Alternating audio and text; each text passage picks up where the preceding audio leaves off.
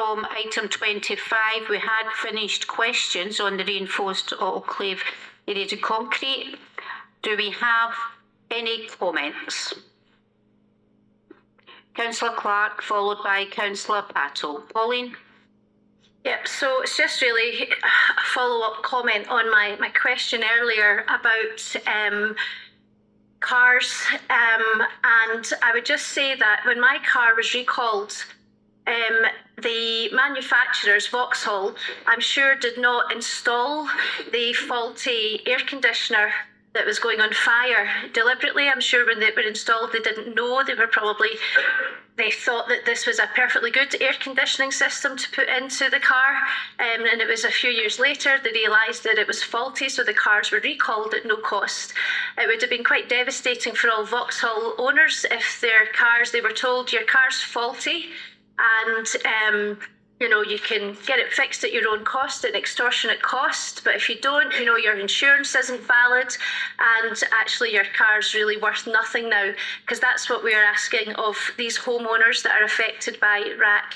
I do think there is a responsibility to the homeowners, and I do think it's something that we should be looking at along the same lines as car manufacturers do. Thank you. Thank you.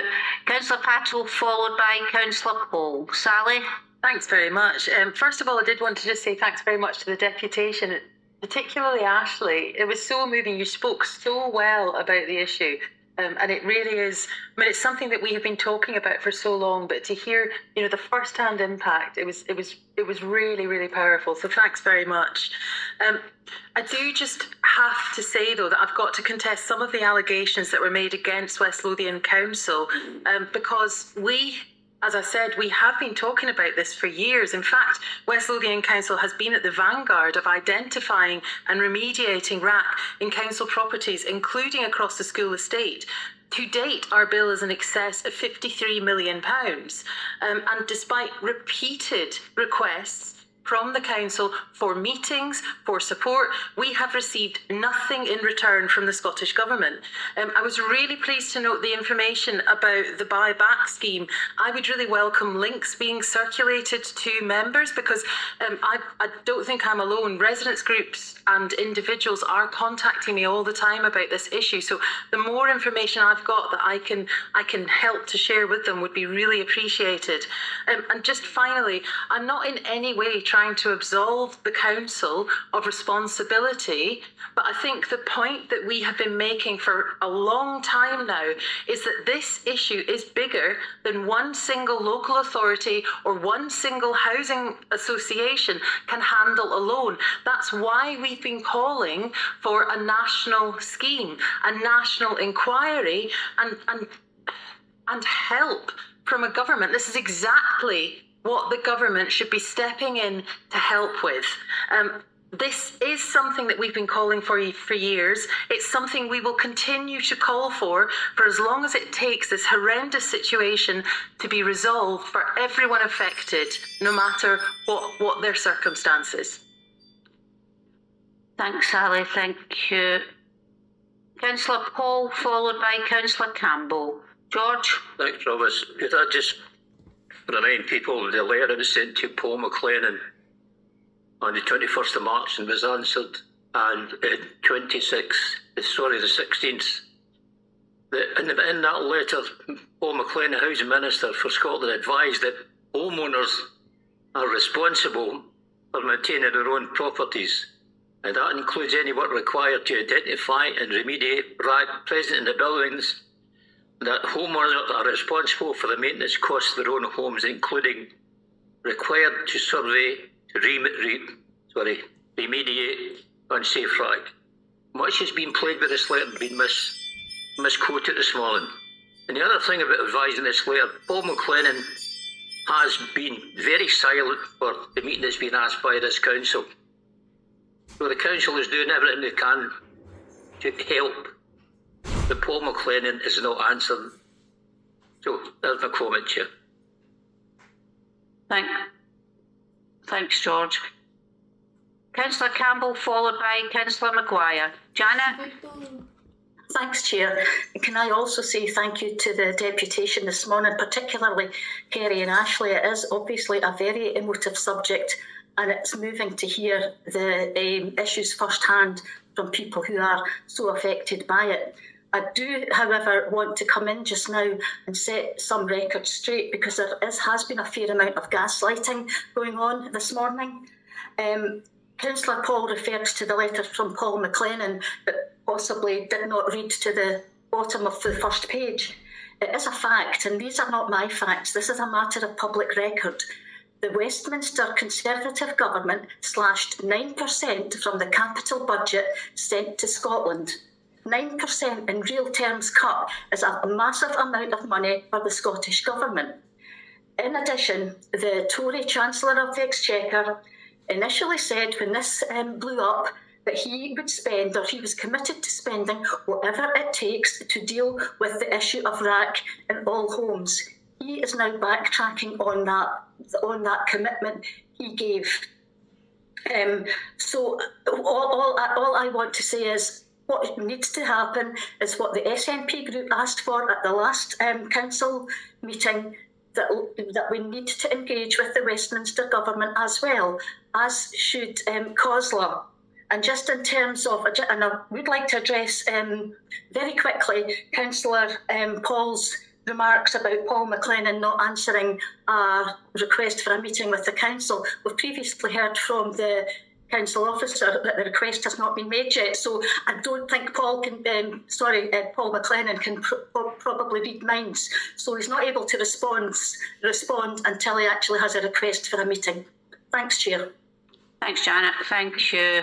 Councillor Maguire, followed by Councillor Sullivan. Andrew? Yeah, thanks very much, Provost, and thanks to the deputation that we heard today. As someone who lives in a 1960s ex-council house, I must confess that when all of this started, that I did have a genuine concern about my own property as well. As councillors, we know only too well the difficulty that people face in their life, particularly about a roof over their head, and I bet that it's an intolerable situation for anyone to find themselves in, particularly when, as Ashley highlighted, they'd worked hard and were able to buy and purchase their own house. I think much of the debate centres on what the difficulty is here is that the three different tiers of government in the UK seem to all be pointing the finger at each other and saying it's up to them to deal with it. For what it's worth, I think that Councillor Pattle's comments are right, that the council, since the Dean South situation was first unearthed more than 20 years ago, has had a positive record on trying to engage with the different tiers of government, and I don't think we should ever get away from that. I think that we should continue to highlight the plight of people that are living in precarious situations in terms of their housing, that are unable to sell their properties or to move elsewhere, and that live with the constant fear of the roof literally caving in. And I think we should all try and regroup and highlight to anybody that will listen to us the plight of these people and work to try and get a solution. Thanks, Provost. Thanks, Andrew. Thank you. Councillor Sullivan, followed by Councillor Calder. Kirstine? Thanks very much, Provost. I don't think it helps bandying accusations around like gaslighting and some other somewhat unsavoury terms that we've heard earlier on today. I don't think it helps playing constitutional ping pong with both governments pointing the finger of blame at each other. I think we know that housing lies squarely within the remit of the devolved government, Scottish Government. And I think it is very welcome news that there is a RAAC working group and a RAAC housing subgroup to take some of this work forward. But it really has to be work with an aim, with an objective. And I very much hope that those aims and objectives are about providing support to councils and to private homeowners that are affected by this. And I think, given the track record of this council, as Councillor Pattle highlighted earlier, in highlighting the scourge of RAAC within the council estate, whether it's a school estate or within council houses, that we will continue to do everything we can to make sure that this remains in the national agenda. because frankly the support that we've had so far has been non-existent, and that's just not good enough for either councils or for private homeowners who are affected. Thanks. Thank you. Councillor Calder, followed by Councillor Boyle. Diane? Thanks, Cathy. I'm hoping not to make this political because it's not. It's very emotive, and thanks very much for your presentation to Ashley and Kerry. As I say, it was very emotive. I can imagine being in that position. But what my colleague, just addressing Councillor Sullivan, what my colleague was trying to do is, she wasn't gaslighting, she was setting the record straight. I think Councillor Paul had said that the Housing Minister, he hadn't heard from him. Well, that's not true. If you read to the end of the letter here, they're saying once the report that West Lothian Council's got to compile, he'd be delighted to meet the council leader. So that's actually incorrect. The other comment that Councillor Paul made was that the government, the Scottish Government, had said homeowners are responsible for the upkeep and maintenance of their own properties. Well, actually, he stated it himself here on a composite motion with his colleague on March the 19th. So, it's a bit rhetoric, and it's not helpful. Devolved governments can only work with the funding they get from Westminster. If they don't have the money, then they can't give us the money. We all know that. We all know that's true. Let's not make this a cladding issue. Let's not make this any more serious than it is. Let's all get together to discuss a positive way forward. Thank you. Thanks, Diane. Willie, followed by Councillor Macaulay. Thanks, Chair. Just along similar lines to Diane, we've had a really good demonstration out there this morning that we were all party to coming in the door, and a really effective presentation. And quite emotive at times, because that's just the nature of what we're dealing with. I have to say, I don't think anybody involved at the sharp end of this, be the council tenants or homeowners, want to hear the political bickering around this. What they're looking for is solutions, and what they're looking for us as elected members is to explore every possibility to get a solution to this. And every possibility doesn't mean attacking the Scottish Government and it's their fault and it's their liability. This is huge. This material is not only all over Britain. It's into Europe and abroad as well. This is a material that was mass produced. So it's out there. And this is going to grow arms and legs as more and more local authorities and businesses and government bodies and quangos discover exactly where it is and how they're going to deal with it. So we need to put the politics to one side, and we need to find solutions. It is not helpful, regardless of whether there's an election coming up and some of us think we're going to be successful in that election. It's what needs to be done to resolve this, and that's everything, absolutely everything possible to resolve this. Not picking and choosing who you're going to fight about. It won't go down well at all with elected issues. Think about that. Councillor Macaulay, Maria.